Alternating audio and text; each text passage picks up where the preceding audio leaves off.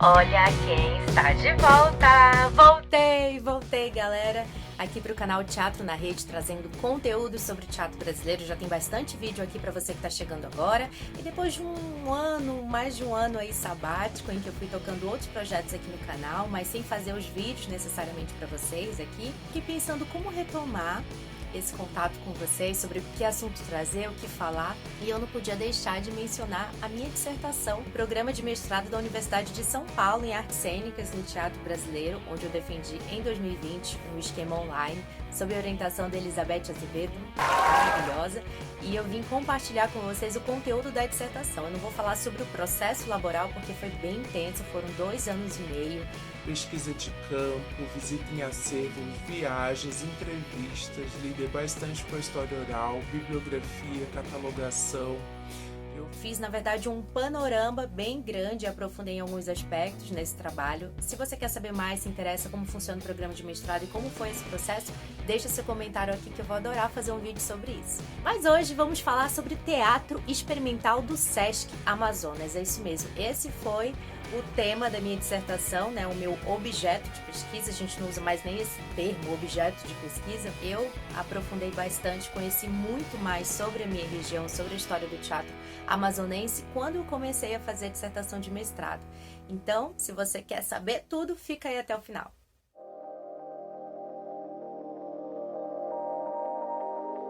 Quando eu comecei a pensar sobre estudar o TESC, o que me motivou foram os livros da Celda Vale, em parceria com a Gina Zancotti, onde eles fazem um panorama da história da encenação amazonense. Existem vários livros, né? E tem o TESC nos Bastidores da Lenda. Esse livro foi fundamental para eu entender a história do TESC, mas eu ainda senti algumas lacunas que eu queria aprofundar, algumas curiosidades, algumas sensações ali que para mim precisavam de um pouco mais de aprofundamento. Até porque, gente, num livro não dá pra gente dar conta de todo um movimento. Então, só essa longevidade já me fez querer saber mais sobre esse grupo, a importância. Bom, para quem não sabe, eu sou de Manaus, formei na primeira turma de teatro do Amazonas, da Universidade do Estado do Amazonas, a UEA. Quando eu entrei, eu ainda não tinha a dimensão da história da encenação, do teatro da minha cidade. Eu tinha um entendimento maior sobre o que acontecia no Sudeste e em outras partes do nosso país. E quando eu vim para São Paulo fazer uma especialização, continuar esses estudos, muitas pessoas me perguntavam: tá, Dini, mas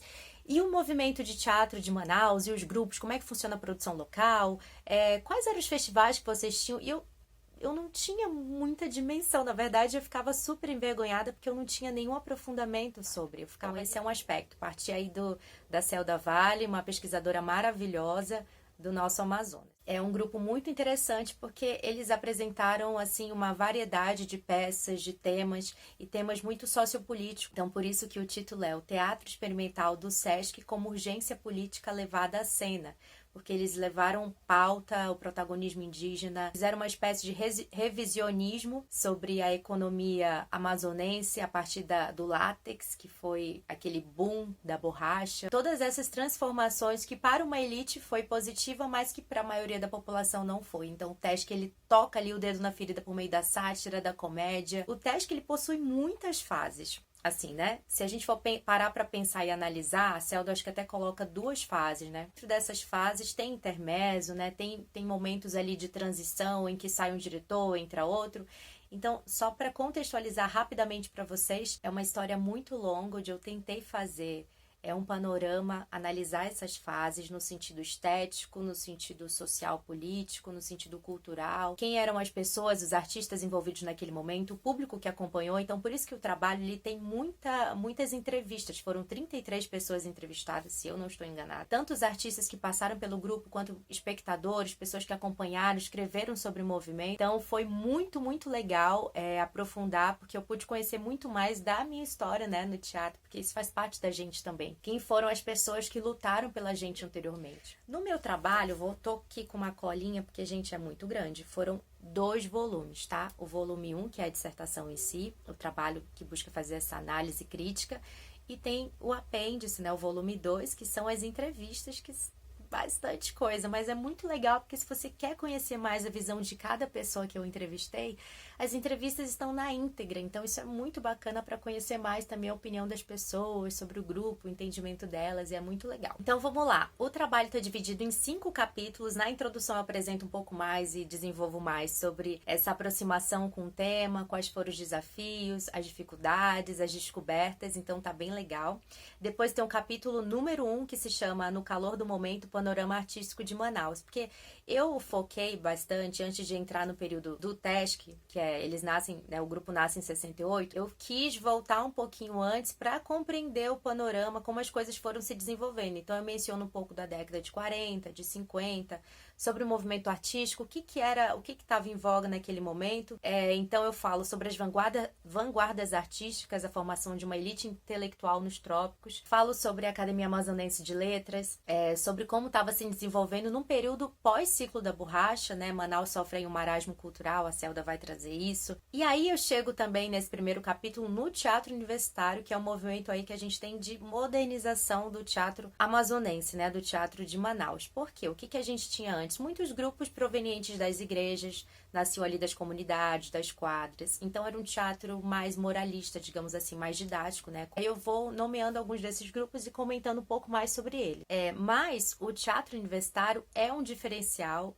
No Brasil já estava se fazendo há muito tempo. Aí eu entro aí com o Pascoal Carlos Magno, com o Teatro de Estudantes do Brasil, aonde eu vou falar um pouco mais como se desenvolveu isso em outras regiões, a importância desse movimento para uma troca artística, porque foi por meio disso que os nossos estudantes, a partir do contato com a UNE, né, com a União Nacional dos Estudantes, com o CPC, a coisa ia se modernizando. Mas o teatro em si, ele só vem aparecer só em 62, que foi se criar um grupo de teatro universitário, e ainda assim com textos e que não tinham tanta conexão com o viés político de militância, digamos assim, né, que era uma das pautas, apesar de ter esse contato por meio de viagens, com as discussões que estavam acontecendo nas campanhas do Petróleo é Nosso e toda a participação juvenil aí nas pautas.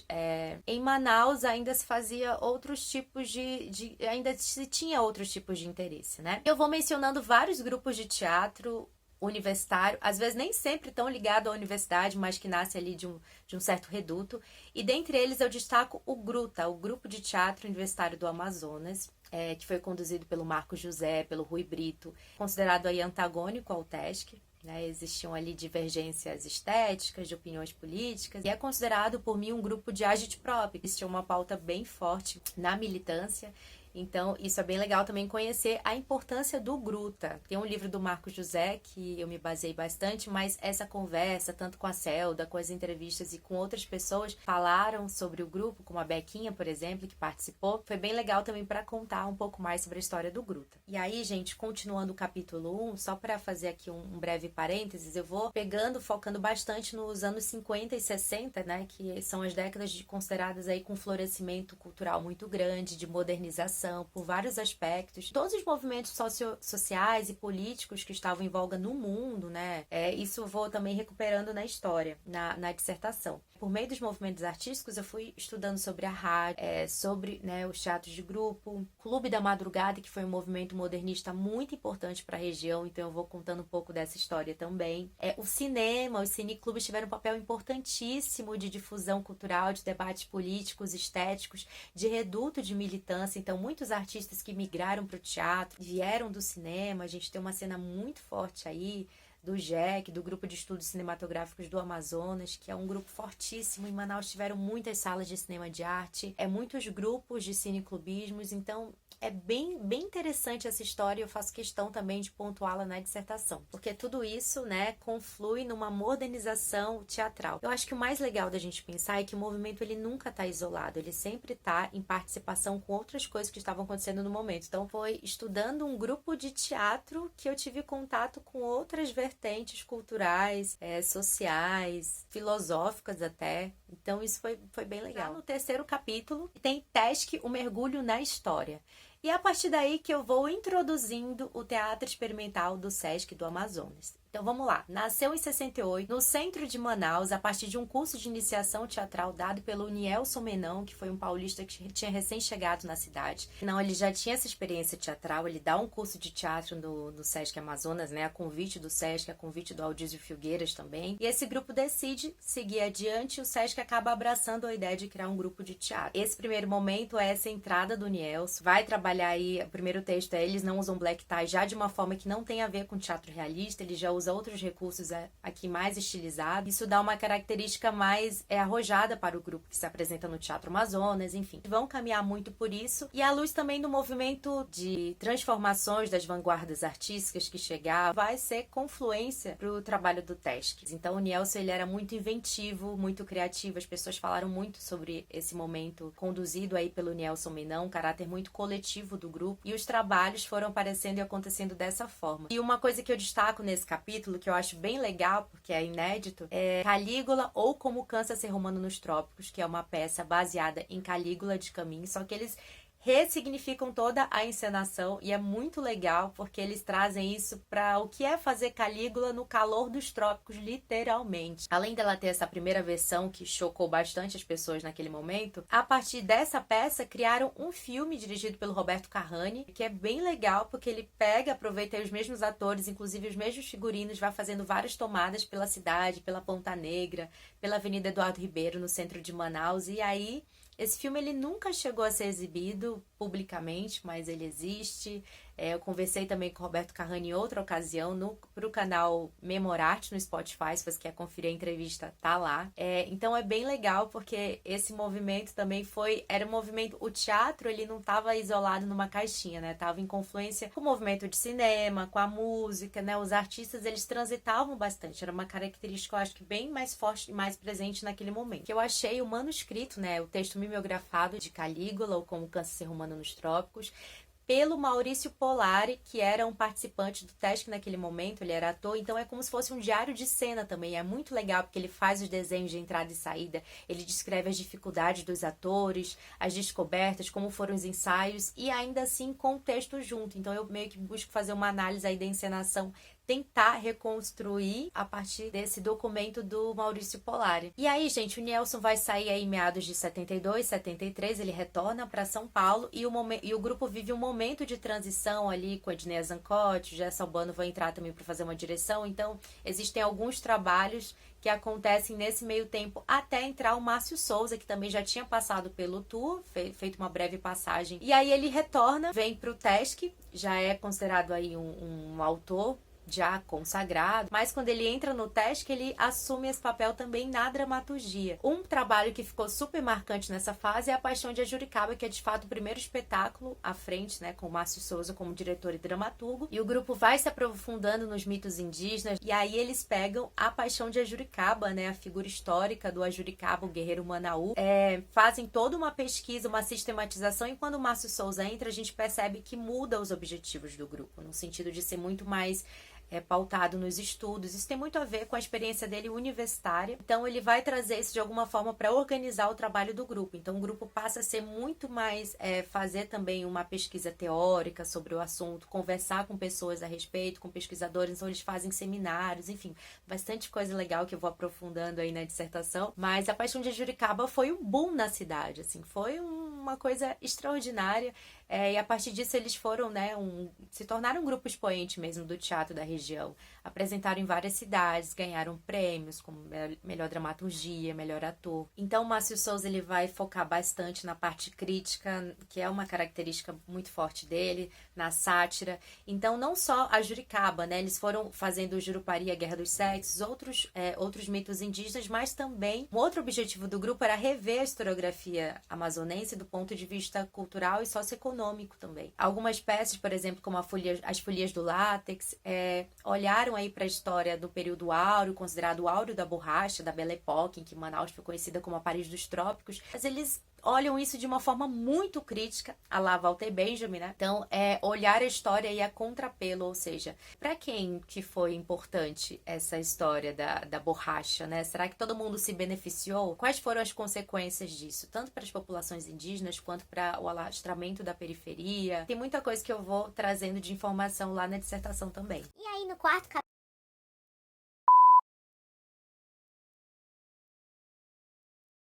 Eu faço um panorama da instituição SESC, desde o ponto de vista nacional até entrar na região. O SESC regional tem a sua autonomia de direcionamento na tomada de decisões, entender como é que o SESC olhava para o movimento cultural de Manaus, quais eram as ações antes da criação de um grupo como o TESC. Um dos únicos exemplos de grupos amparados pelo SESC, muito conhecido foi pelo Antunes Filho, né, do SESC São Paulo. Eu entrevistei, inclusive, algumas pessoas, uma pessoa do SESC de São Paulo, no Centro de Memórias, quando eu fui atrás de materiais, eles desconheciam a história do TESC do Amazonas. Olha só, né, pra gente ter uma ideia.